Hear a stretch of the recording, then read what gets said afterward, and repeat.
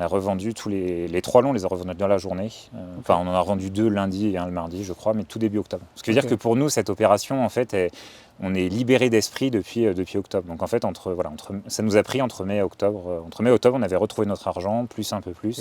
Et on a ce terrain-là et on s'est remis sur autre chose derrière. Tout à fait. Salut à tous, ici Neil Marchand de Biens et bienvenue dans ce deuxième épisode de la visite de l'opération de Marchand de Biens avec Jérémy. Nous sommes dans l'Isère, il neige toujours. Et ce que je vous propose dans ce deuxième épisode, c'est que nous parlions donc un petit peu de tout l'historique de cette opération, comment le bien a été trouvé, quelle est la rentabilité de l'opération, quelles sont les problématiques potentielles que tu as pu rencontrer et comment vous avez réussi à y répondre. Et puis tout ce que tu souhaiteras rajouter éventuellement d'intéressant pour nos auditeurs. Donc déjà, toi, la formation, tu l'avais suivie à quelle époque à peu près ? Alors moi, la formation, j'ai suivi en 2021. Pour ceux qui regarderont très tard cette vidéo, on est début 2023. Ouais, donc 2021, ça a été ma bonne résolution, je pense peut-être la meilleure de ma vie, de m'inscrire à la formation, puisque je crois que la formation, j'ai dû le faire aux alentours, enfin la demande d'inscription, j'ai dû la faire aux alentours du 1er janvier, donc voilà, vraiment une bonne résolution. Ok. Ça n'a pas commencé de la meilleure des manières, puisque finalement, j'ai pas commencé à suivre. Alors j'ai commencé à suivre tout de suite, mais j'ai pas commencé à me lancer tout de suite. D'accord. Pour plein de raisons, plutôt personnelles. Voilà, pris un peu dans le train-train quotidien. Voilà. Est arrivé donc j'ai quand même suivi de manière assez intensive toutes les vidéos. Moi, je l'ai fait à distance, mon période Covid. Je savais pas trop comment toutes les choses allaient se goupiller, donc j'ai préféré suivre à distance. C'était pro ou expert que tu as fait ? C'était la pro. La pro, ok, très bien. J'ai fait ma formation, donc le temps est un peu passé, l'été, je suis parti en vacances, je suis revenu. En 2022, nouvelle résolution. Cette année, je me fais une opération. Voilà. Donc j'ai commencé réellement à chercher. On va dire décembre 2021, parce que j'ai un peu anticipé tout ça. Donc j'ai commencé un peu à chercher. J'ai fait plusieurs visites, plusieurs offres sur différents profils. Alors il y avait certains profils juste de rénovation, certaines où il y avait de la division de bâti, d'autres de la division foncière, jusqu'au mois de, je crois que c'était février 2022. Donc il y a à peu près un an finalement par rapport à aujourd'hui. Je tombe sur cette bâtisse, donc située à Alvar, à quelques kilomètres de chez moi, donc je viens visiter et là je me rends compte du potentiel assez sympa. Voilà. Il faut savoir que c'était une bâtisse qui était en vente depuis un certain temps, mais qui appelait le marchand de biens plus que finalement peut-être l'investisseur locatif ou le particulier. Vente par agence ou vente en direct ? Alors c'était une vente par agence là. Voilà, c'était une maison que j'ai trouvée sur le Bon Coin, donc vraiment quelque chose de très classique. Voilà, au début c'est un peu difficile effectivement, on n'a pas forcément le réseau, donc il faut qu'on puisse aussi trouver les biens par nos propres moyens. Donc voilà, donc le Bon Coin, j'arrive, je fais la visite. On a fait une offre en dessous du prix, parce que comme je te l'ai dit, je pense que j'ai été un petit peu prudent sur toute la partie travaux. Voilà. Est-ce qu'on peut parler des prix ? On peut parler des prix, oui, tout à fait. Alors c'était un bien qui était affiché à 410. Voilà, donc nous on a fait une offre à 365 je crois de mémoire. D'accord. Voilà, et on a trouvé un accord à 368 avec la propriétaire. Dans ces conditions-là, effectivement, c'était un bien qui nous semblait intéressant. On en a parlé dans la première vidéo pour faire une double division, donc à la fois de la division de bâti et à la fois de la division foncière. Voilà. Donc 368, prix d'achat. Oui. Là-dessus, donc la négo aboutit, très bien. Au niveau chronologie, donc c'était en février que vous avez fait la négo ? Février, alors on a eu un peu de mal à trouver des dispos niveau notaire. Voilà. Alors peut-être que maintenant sur les prochaines ça changera, mais en tout cas sur la première on a eu un peu de mal à trouver de la dispo. Et en plus là notre notaire, alors moi j'avais déjà fait un peu d'opérations, pas de marchand de biens mais d'autres opérations, donc j'avais déjà un notaire, je voulais passer par lui. Donc il a fallu que les deux notaires trouvent une date en commune. Donc on a dû signer au mois de mai. Voilà, donc ça a été assez long, fin février, mai. Donc nous pendant cette période de fin février à mai on a profité pour déposer un CU. Voilà, déjà pour savoir un peu où on mettait les pieds. Donc certificat d'urbanisme. Informatif ou opérationnel ? Opérationnel. Ok. Opérationnel. Donc ça nous a permis déjà de savoir qu'on pouvait construire, en tout cas qu'on aurait possibilité de mettre une maison sur ce. Voilà. Donc ça nous a permis de voir qu'on avait 150 mètres carrés de surface au plancher disponible. Projet qui nous permettait finalement de savoir un peu où on mettait les pieds. Sans le terrain, la rentabilité n'aurait pas été la même. Ouais, c'est clair. Okay. Donc vous signez le compromis à peu près à quelle époque ? Alors on signe le compromis en mai. Donc mai... Ah oui, oui, c'est ça, non, ça a mis un peu... Alors, fin février, début mai, donc ça a mis un peu de temps. Quand même 2 mois.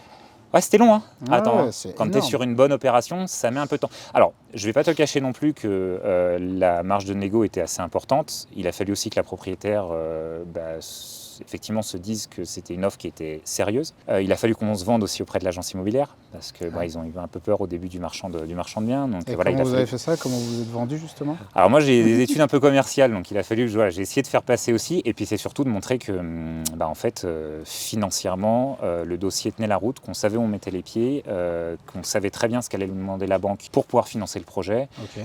On avait déjà fait une estimation de toute la partie revente à la fois du terrain et à la fois des appartements. D'accord. Et en fait tout ça mis bout à bout, quand on leur montre le dossier, en fait ils se rendent compte qu'effectivement il n'y a pas de quoi continuer, quoi. Ok. Donc en fait mais ça a été, j'ai passé ça comme un... Alors peut-être qu'ils me regarderont, j'ai passé ça comme un entretien d'embauche. Voilà. Ok. Il a fallu me vendre, mais bon, au final on verra que ça vaut le coup. Bah, c'est très bien. Ouais. Ok. Donc en mai, vous signez enfin le compromis. Là-dessus, géomètre, etc. Ouais, tout à fait. Donc début mai, on signe le compromis. On avait jusqu'à fin mai pour déposer l'ADP. On s'était laissé à peu près 3 semaines. Alors Ouais. pareil, dans la période, effectivement, ça peut paraître du temps perdu C'est entre juste, février et mai. Alors c'est juste, mais à côté de ça, en fait, entre février et mai, donc ça peut paraître du temps perdu, mais par contre, nous, on en a profité pour à la fois déposer le CU, à la fois contacter les géomètres pour avoir des devis, leur dire voilà, si on signe à telle date, est-ce que vous pouvez intervenir. Donc en fait, on a vraiment rentabilisé ce temps-là. Ouais. Voilà, c'était long, mais ça nous a permis de gagner du temps par la suite. D'accord. J'ai contacté aussi Enedis en parallèle. Enfin voilà, ça a vraiment été, on en a vraiment profité pour se dire le jour où on signe, en fait, derrière tout roule, quoi. D'accord. Voilà. Fin mai, on pose l'ADP Ouais. dans les temps. Fin juin, l'ADP est acceptée, Ouais. et ensuite il y a les 3 mois, ce qui nous amène à juillet, août, fin septembre. Voilà, fin septembre, l'ADP, donc on avait Purgé. tous les recours, tout était purgé. Ouais. Donc c'est allé quand même un peu comme à l'entraînement, quoi. Hein. Instruction en un mois, pas de souci. Ouais, ça s'est bien passé. Ouais. Mais Parfait. alors, ça c'est vraiment le conseil que je peux donner, c'est-à-dire que encore une fois, on a déposé le CU, mais on a été voir la mairie. Ouais. Voilà, on leur a présenté le projet, on a fait un PowerPoint, on les a contactés plusieurs fois, on a été les voir. Donc en fait, effectivement, ça fait long, mais c'est vraiment cette phase-là, en fait, si on avait tout signé dans la foulée, peut-être que tout ne serait pas passé aussi naturellement. C'est vrai que ça nous a permis du temps, mais ça nous a permis en fait de gagner du temps par la suite. Ouais, ok, ça marche. Donc fin septembre, l'ADP est purgée de tout recours. Tout à fait, c'est ça. Ouais. Entre-temps, vous aviez attaqué la commercialisation. Ouais, en fait, on avait plusieurs stratégies. Alors, on ne savait pas trop si on allait faire des travaux dans les appartements, si finalement on allait les revendre dans l'état. On a pris l'optique d'essayer de revendre dans l'état. De toute façon, on ne pouvait pas faire de travaux pendant la phase où on était sous compromis. Donc, on avait vraiment pris cette optique-là. Et en fait, les appartements sont partis très rapidement. Okay. Donc, finalement, on a signé les compromis de vente au mois de... Ça devait être au mois de juillet, parce que voilà, entre fin mai et pareil, il a fallu retrouver des disponibilités avec les notaires. Donc on a signé au début juillet, donc parfait, avant de partir en vacances, serein. Ouais, c'est bien. Pour les 3 apparts. Super. Voilà. Le terrain, on avait mis le terrain un peu cher. On ne savait pas trop exactement où est-ce qu'on mettait les pieds. Le terrain, on était aussi passé au début par l'agence pour le revendre. Bon, finalement, il s'est avéré qu'on l'a vendu en direct, mais voilà, un peu cher. Donc le terrain, on l'a vendu qu'après. On a signé le compromis de vente qu'au mois d'octobre 2022. Voilà. Okay. C'est vrai que encore une fois, pour ceux qui nous regarderont plus tard, l'année 2022 a été particulière, notamment sur les terrains à bâtir. Et il y a eu un bon ralentissement parce qu'il y a plein de trucs qui sont arrivés en même temps. La hausse du coût des matériaux, la RE 2020... la hausse des taux de crédit, et en fait, les gens qui avaient des projets de construction se sont dit oula, ils se sont retrouvés avec moins de budget, ils ont freiné. Et donc, c'est vrai que les terrains à bâtir sont partis quand même moins facilement à partir de l'été 2022. Donc, ça explique aussi peut-être. Puis on était sûrement un petit peu cher au début. Voilà. Mais on a rectifié le tir. L'idée, c'est toujours ça, c'est d'y aller. Nous, c'était notre philosophie de dire on ne va pas perdre de temps, donc on va rectifier le tir. Ouais. Là, on a vu qu'on était trop cher, que l'été, on misait tout sur l'été quand il fait beau. L'ensoleillement est super, comme tu peux le voir aujourd'hui. Voilà, donc tu as vraiment un soleil t'as un soleil qui est magnifique, avec une très belle vue. Ouais. On a tout misé sur l'été, on s'est dit finalement l'été n'est pas passé, c'est qu'il y a quelque chose qui fait que. Ouais. Voilà, donc on a baissé un peu le prix et finalement on a réussi à vendre après assez rapidement. Voilà. Okay. Quand on est au bon prix, normalement ça part. Tu disais que l'acquisition c'était 368 000, tu as eu un petit peu de frais d'acte. 9 000 à peu près de frais de notaire, on était à 377. Donc 377, globalement, si je prends vraiment la partie... Alors aujourd'hui, tout a été même payé, puisque finalement l'opération est quasiment clos, il ne reste plus que le terrain sur lesquels on doit avoir l'acte de vente définitif dans les prochains mois. Donc on en a eu pour 20 000 € de frais, donc à peu près TTC. Donc en gros, globalement, on est à 397 tout compris. Voilà, 397 tout compris. Il faut savoir que donc, les 3 appartements, on a été sur un chiffre d'affaires de 445. Donc, ce qui était intéressant, parce que finalement, on en reparlera peut-être un petit peu dans les délais, mais ce qui était intéressant, parce que finalement, on a retrouvé notre rapport plus un petit peu de marge tout de suite. Donc en fait, ça nous a permis de repartir sur un autre projet sans attendre la vente du terrain à bâtir, qui forcément est le plus long. 445, et on est sur le terrain à 85 000, ce qui fait en gros un chiffre d'affaires de 530 000. Donc 530 000 auquel tu retires les 397 000, on est à peu près sur une marge à 130, un peu plus de 130 000 €. Ok, un peu de TVA sur marge au un niveau peu de du TVA. terrain. Alors une fois la TVA sur marge déduite, on est un peu au-dessus de 130. Voilà, c'est ça. Très bien. Donc, très belle, donc presque. On est à plus de 30%, on est à 31% à peu près, tout à fait. Donc, c'est le moment où vous payez votre like pour la belle marge, de Jérémy et son frangin. Justement, sur cette opération, déjà, est-ce que c'était compliqué ? Alors compliqué, non. Il a fallu du suivi. On n'a pas eu d'énormes problématiques, et finalement, les 2-3 problématiques sur lesquelles on a eu qui nous ont causé le plus de soucis, parce qu'on n'a pas eu vraiment de problème, et qui nous ont causé le plus de soucis, c'est finalement les sujets qu'on avait un peu le moins bien suivis en pensant faire le plus confiance. Voilà. C'est-à-dire que tous les sujets qu'on a suivis, on n'a pas eu de soucis.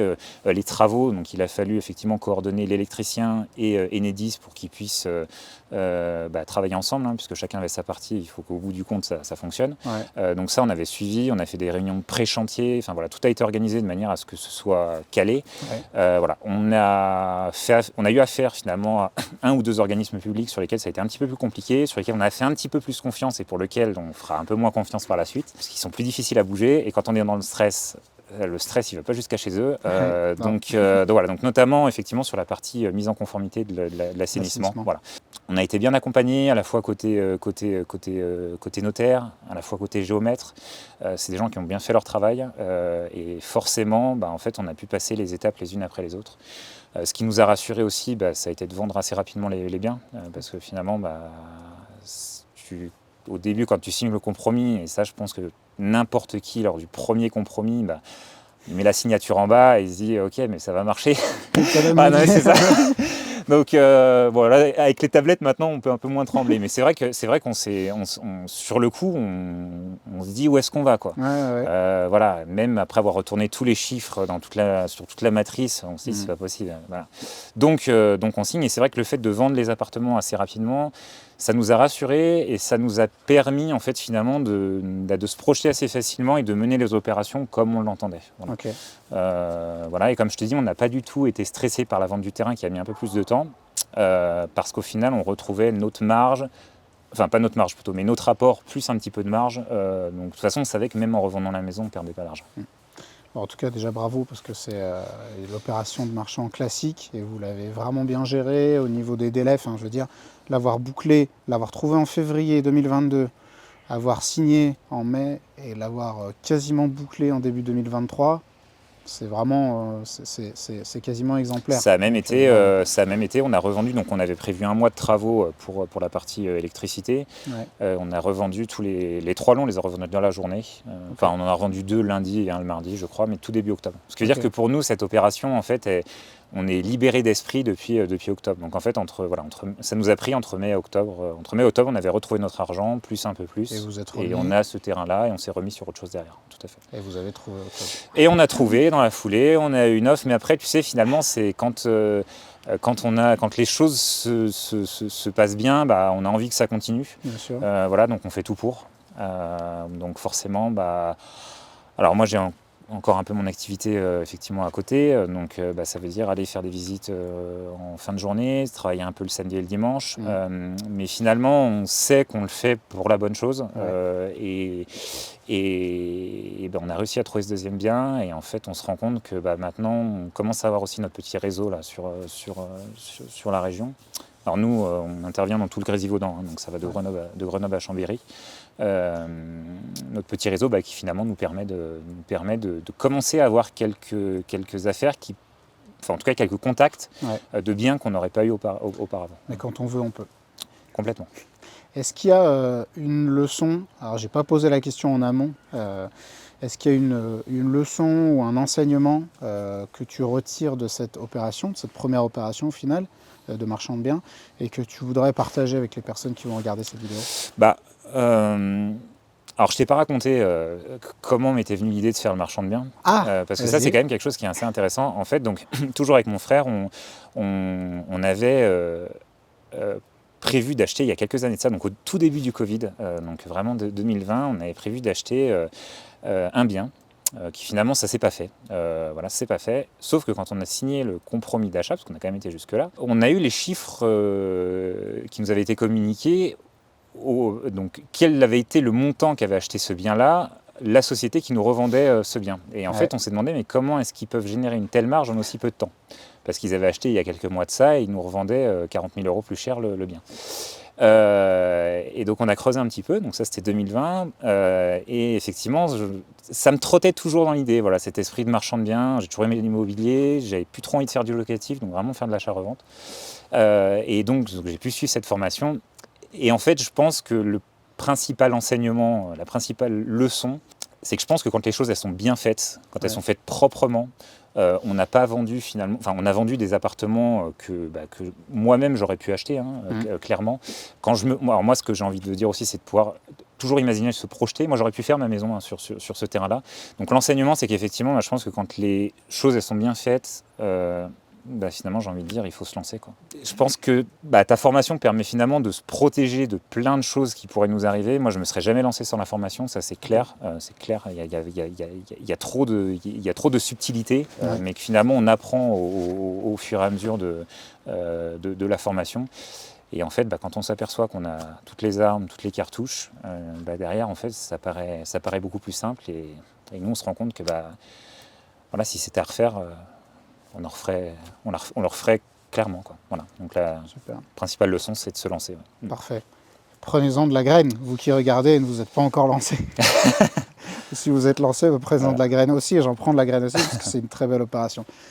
Jérémy, merci beaucoup de nous avoir reçus, d'avoir partagé avec nous toutes ces infos. Il s'arrête de neiger, donc nous on va devoir partir maintenant. Mais en tout cas, merci, c'était top. Merci à toi. Bravo. Merci. Et payez votre like pour Jérémy. N'hésitez pas à lui laisser un petit commentaire pour lui et son frère, et pour les féliciter de ce bon travail. Je vous dis à la prochaine. Merci.